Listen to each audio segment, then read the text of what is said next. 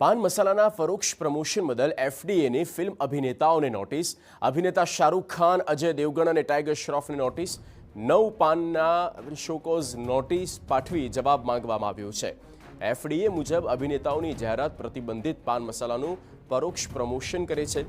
તાત્કાલિક ધોરણે આ કેમ્પેનમાંથી ખસી જવા નિર્દેશ અપાયો.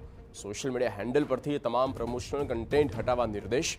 એફડીએ દ્વારા ત્રણેય અભિનેતાઓને 9 પાનાની ગંભીર શોકોઝ નોટિસ ફટકારવામાં આવી.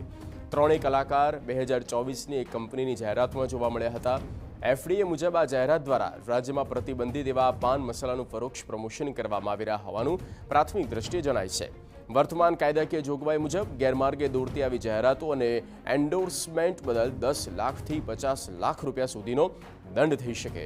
એટલું જ નહીં, સંબંધિત કલાકારો પર 3 વર્ષ સુધી કોઈપણ પ્રકારની પ્રોડક્ટનું એન્ડોર્સમેન્ટ કરવા પર પ્રતિબંધ મુકાઈ શકે છે.